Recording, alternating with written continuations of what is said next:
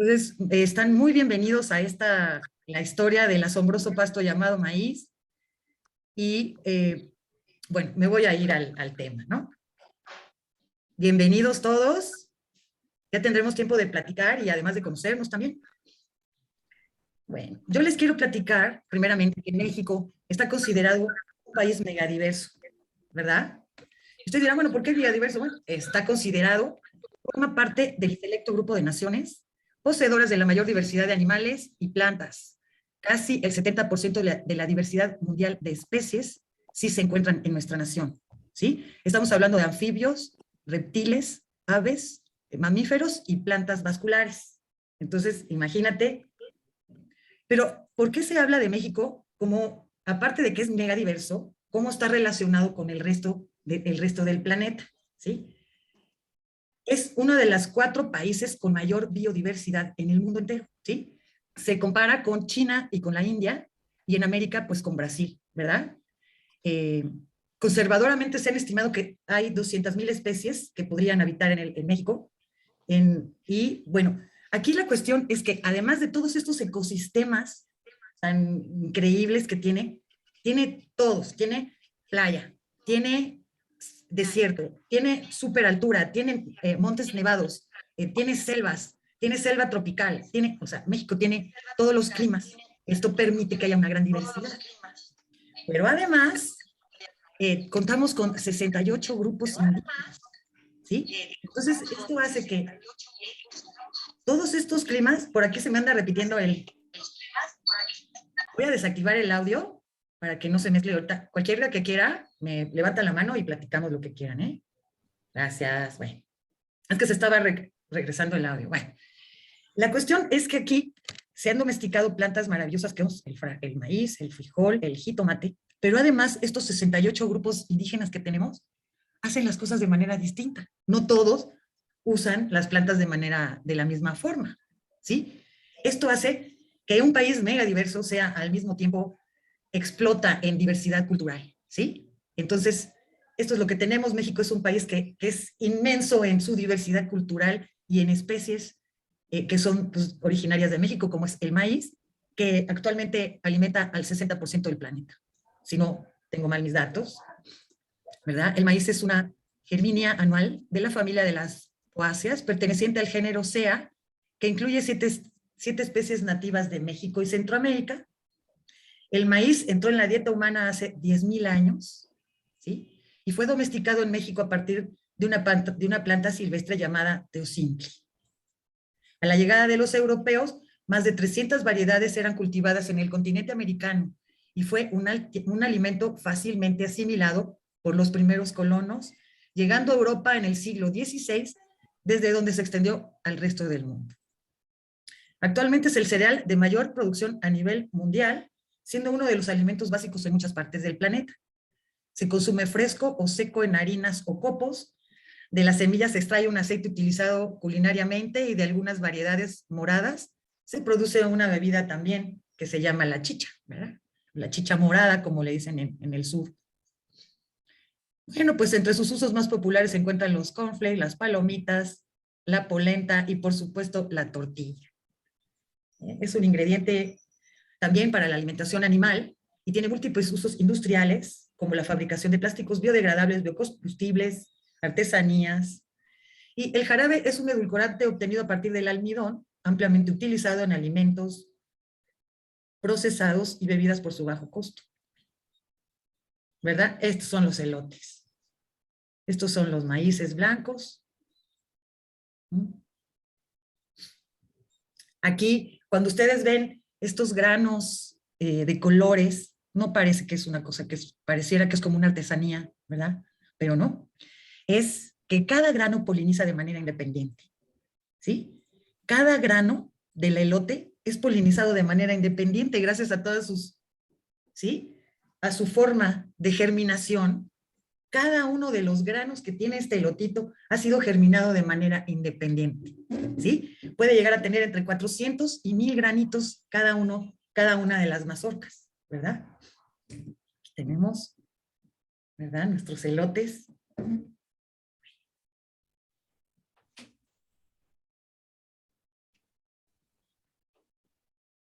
Es que aquí se me amontonó.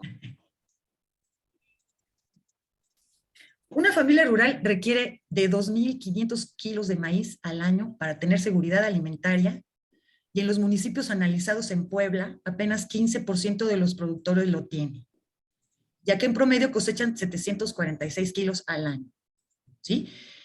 En México, el 86% de los productores de maíz siembra bajo condiciones de temporal.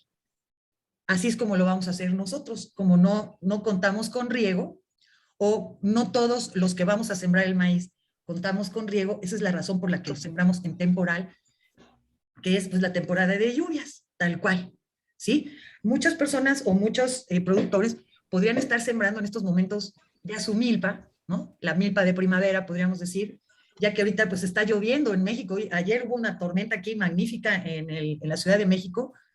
Si hubiéramos sembrado sería magnífico, pero como normalmente no se espera lluvia en estas fechas, esperamos hasta el temporal que empieza en junio. Y bueno, de esto más o menos vamos a hablar, ¿verdad? Entonces, pues lo que queremos decir aquí es que todavía no alcanzamos la productividad completa de lo que es el maíz, y pues porque muchas personas están distraídas en otra cosa, ¿verdad? Pero bueno, sí hemos encontrado alguna información en el rendimiento del cultivo de maíz de temporal. De 1980 al 2014, apenas aumentó 660 kilogramos con las tecnologías basadas en el uso de fertilizantes agros, ¿no? O químicos. Es decir, que en un promedio de 35 años, su crecimiento solo ha sido de 0,82% por año. En cambio, con un modelo agroecológico, la producción podría duplicar sus rendimientos en 10 años. O sea que estoy desmintiendo aquí que el trabajo con químicos, agroquímicos, tractores y toda esta utilización de sistemas tecnológicos para el maíz no está funcionando. No está funcionando y aquí tenemos la prueba. En 35 años su crecimiento fue de 0,082%. Entonces aquí dices, pues ¿cómo? Pues así, ¿no? Ahora, pues las cosas son distintas. La gente en México, las personas en México estamos despertando y nos damos cuenta que tenemos este grano maravilloso que es la base de la alimentación de medio planeta. Y por otro lado, también nos damos cuenta de los ataques que está teniendo a nivel la semilla para ser comercializada y una serie de situaciones. A ver, tengo aquí un chat, a ver si es algo que... Hola, Román. El agroecológico es el que se está llevando a cabo actualmente, ¿sí? Yo les voy a hablar extensivamente ahorita de eso. Van a ver ahorita la comparación de lo que es el modelo actual o tecnificado en donde se utilizan abonos químicos que queman las hierbas. Entonces a uno le quita la molestia de estar quitando la hierba a mano, ¿sí? Ahorita vamos a ver cuál es la diferencia entre la tecnología y la parte, vamos a decir, más tradicional, que sería la milpa orgánica, ¿sí? Bueno, primero que nada me voy a ir a la forma en que México obtiene su maíz, ¿sí? Cuentan la historia de los primeros habitantes de Mesoamérica, de Anáhuac, que ahora se le llama así, que en el periodo anterior a la llegada de Quetzalcóatl, los aztecas sobrevivían alimentándose únicamente de las raíces y de los animales que cazaban. Ellos no tenían maíz, pues ese cereal tan alimenticio estaba escondido detrás de las montañas y ellos no tenían acceso a él. Los antiguos dioses trataron de obtenerlo, intentaron separar las montañas con su colosal fuerza, pero no lo lograron. Los aztecos fueron a plantearle este problema a Quetzalcóatl, el dios magnífico nahual que existía en aquellos entonces por Tepoztlán, Morelos. Era una persona viva. Ah, yo se los traeré, le respondió Quetzalcóatl. El poderoso Dios no se esforzó en vano en separar las montañas con su fuerza. Por el contrario, empleó su astucia. Él observó a una pequeña hormiga roja que descendía de la montaña cargando sobre su espalda un grano de maíz.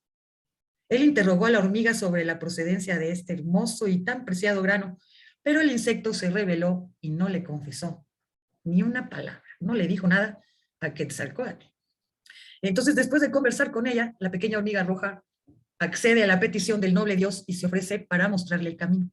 Entonces Quetzalcóatl, que era un nahual, como ya les había dicho, se transformó en una hormiga negra y acompañado de la hormiga roja, marchó a las montañas.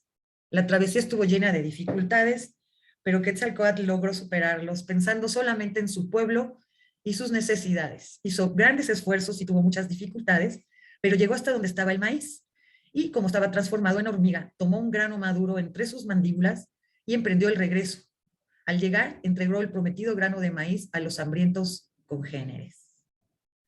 Los aztecas plantaron la semilla y obtuvieron el maíz desde entonces sembraron y cosecharon.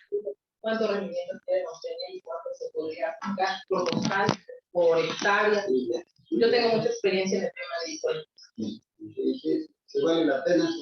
Sí, mientras haya disposición, nos podamos coordinar, nosotros también estamos para ponernos a la obra.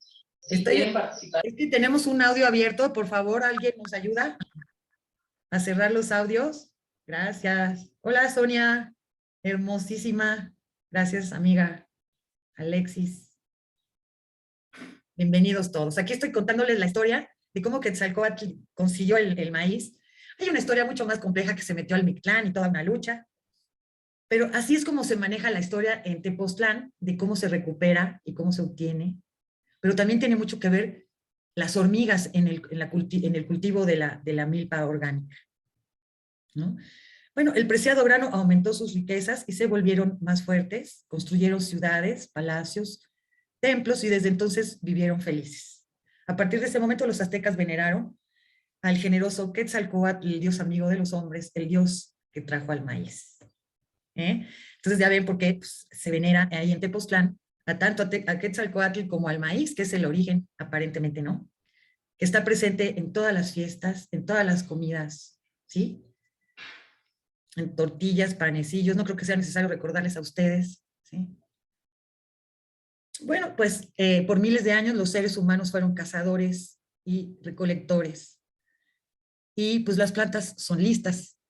Las personas cada vez que iban comiendo, ¿no? Escogían las mejores semillitas y luego esas eran las que, al tragarlas, pues ellos después las cultivaban, pero esto hacía que ellos pudieran seguir, ellos seguían sus caminos, estaban todavía en una vida, por decirlo, nómada, y hasta que no se pudieron conseguir un maíz, hasta que cada planta de maíz en la espiga de la caña pudo ser cultivada, entonces es cuando ellos pudieron estar, ya quedarse tranquilos, hace aproximadamente 10,000 años. Pudieron quedarse en sus casas y cultivar. ¿Sí? Eso es una de las grandes maravillas del maíz. ¿Sí? Aquí, pues, la polinización es importante. En cada maíz, en la espiga de la caña, hay flores masculinas y flores femeninas en las mazorcas. Y los cabellitos plateados que son fertilizados por el polen de las espigas, mira, estas son las espigas. Cada una está unida a un grano y puede haber más de 400 granos en un elote. Cada uno es resultado de una polinización distinta. Por eso es que hay granos que son de múltiples colores, ¿verdad? Maravilloso, es muy bonito cuando se ve la polinización cruzada o distinta. Aunque la planta de maíz se puede polinizar a sí misma, si sopla el viento, el polen puede volar lejos hasta otra planta. Esto crea diferentes tipos de granos de maíz porque tienen dos padres distintos. Quedarse en casa por medio de la selección cuidadosa del maíz durante muchas generaciones, obtuvieron un maíz grande que sostuvo a las tribus que se quedaban en la casa. Quiero decirles que yo me estoy basando en el libro que se llama La historia del asombroso pasto llamado maíz, que escribió mi amiga y mentora Ana Ruiz, que también está defendiendo el maíz en los juzgados contra Monsanto. Entonces yo estoy agradecidísima con ella porque van a ver qué bonita información, ¿no? Bueno, aquí parece que me estoy quedando sin tiempo, no sé por qué no recibió mi pago el Zoom. Me da mucha pena, pero si nos saca, nos volvemos a meter, ¿sí? Con el mismo vínculo volvemos a entrar. ¿Sí? ¿Les parece bien? Bueno, entonces, además del maíz, también domesticaron el algodón y muchas especies de alimentos a través de la selección de semillas, así como también frijoles, calabazas, amaranto, los chiles, tomates, las papitas, camote, vainilla, y los árboles que dan nueces y cacao y aguacates, ¿no? Y mientras esto estábamos haciendo en México, tratando de estabilizarnos con toda esta comida magnífica, en Europa se construían barcos para cruzar el océano, ¿no?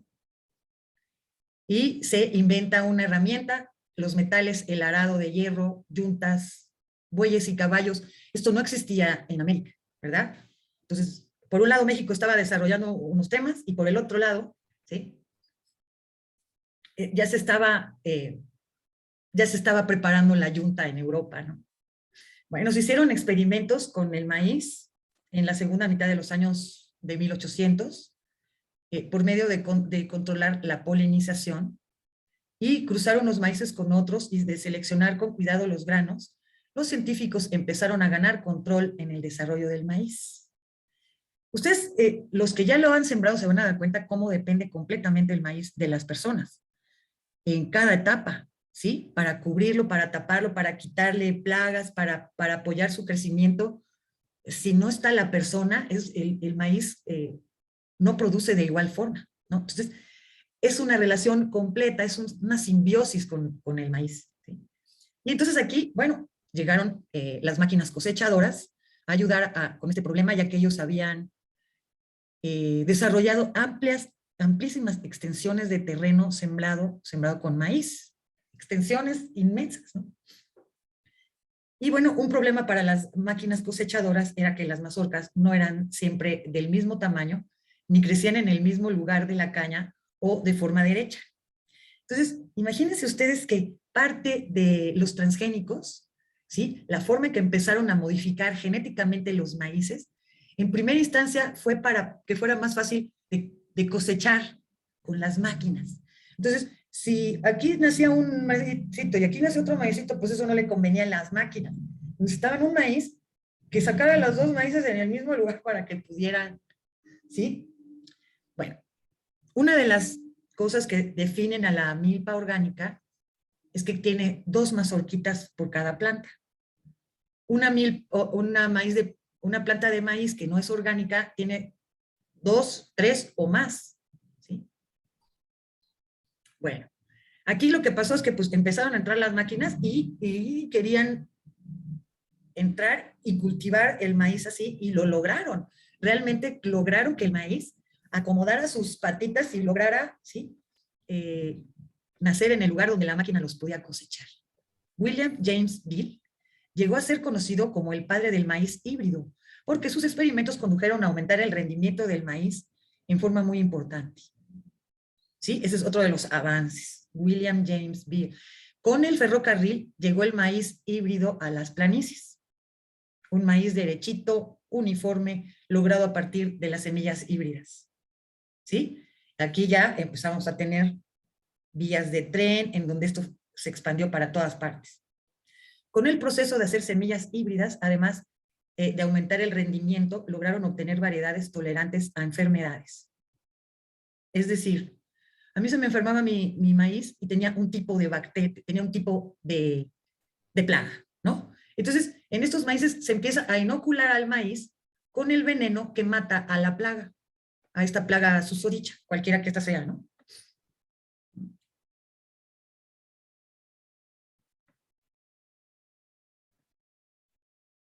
Aquí como que es que lo que me pasó que se repitió. Se están repitiendo y es que les estoy regresando.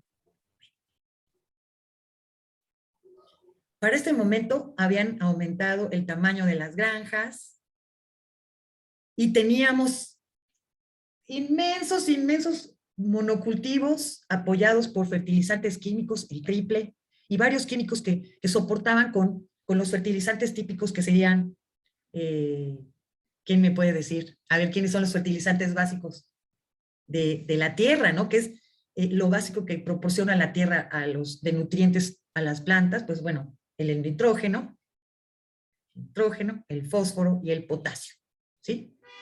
También indispensables para la vida humana.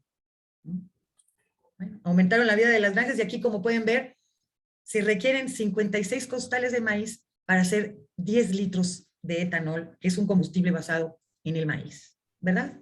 Aquí tenemos pues todas las formas en que nosotros podemos encontrar el maíz. Realmente uno trata de comer algo que no tenga maíz y es bastante difícil. Hasta el yogur trae maíz, trae el endulzante, ¿no? El endulzante del maíz. Bueno, Aquí me voy a seguir con esta situación que hablamos de suelos enfermos de maíz. Esto es un mito, es una mentira, que está basada en la forma de cultivo tradicional. Quiere decir tradicional la que se ha llevado a cabo últimamente, ¿sí? No quiere decir tradicional la que se llevaba a cabo prehispánico o antes de esta modernización, ¿verdad? Todo este avance agroecológico, vamos a decir que fue en Estados Unidos, vamos a decirlo así, ¿no? Suelos enfermos de maíz, suelos agotados por falta de rotación. La creencia que el suelo nunca se agotaría probó ser equivocada. En el siglo XIX y XX, el florecimiento del agronegocio americano moderno fue lo que causó esta explosión, ¿no? Canadá y Estados Unidos producen maíz a gran escala para obtener ganancias en dinero. Y aquí es donde empezó máximamente, ¿no? Porque sí quieren tener ganancias realmente grandes, ¿no? Bueno, aparece el tractor Ford, que es el que le estaba comentando. El tractor cambió de nuevo las granjas. Los caballos fueron reemplazados por una máquina que hizo desaparecer muchas de las granjas familiares pequeñas de Norteamérica. Algunos científicos buscan maneras nuevas para ayudar al suelo enfermo de maíz, que esto es falso, ¿verdad? Pero formularon fertilizantes químicos sintéticos para aplicar nutrientes al suelo agotado. El invento de los fertilizantes fue bienvenido por muchos como la respuesta. Los productores de maíz consumen el 44% de todos los fertilizantes fabricados, imagínate. Afortunadamente, la preocupación por el uso de estos químicos aumentó y algunas personas y algunos agricultores se preocuparon y empezaron a hacer caso, ¿no? Los agricultores habían experimentado cómo destruye la vida del suelo, ¿sí? Contaminan el agua y dañan las especies silvestres. ¿Por qué? Porque hay de todo tipo de abonos, ¿no? Okay. Las granjas crecieron, sin embargo, en los monocultivos enormes aparecieron más insectos y hierbas y enfermedades. A medida que las granjas se especializaron en monocultivo, el estiércol de animales disponible disminuyó. Los científicos empezaron a cocinar herbicidas para matar las plantas silvestres. ¿Ves? Ahí está todo el problema. Insecticidas para matar bichos y fungicidas para matar los hongos que eran tan comunes en los monocultivos. Recordarán ustedes, pues uno de los hongos que crece en la milpa, pues es el huitlacoche, ¿verdad? Bueno, pues estos señores dijeron, no, quitamos todo esto, no lo vamos a. Entonces, bueno, esto es lo que sucede, que agregaron y agregaron insecticidas para matar a los bichos, incluso adentro de la propia semilla. Entonces, a la hora de que tú, o sea, están en el ADN de la semilla. Esto, a la hora de que tú lo consumes, es muy probable que tenga efectos secundarios, ¿no? Que tengas algún efecto. Bueno, me da mucha pena con todos mis hermosos que están aquí, pero creo que se me va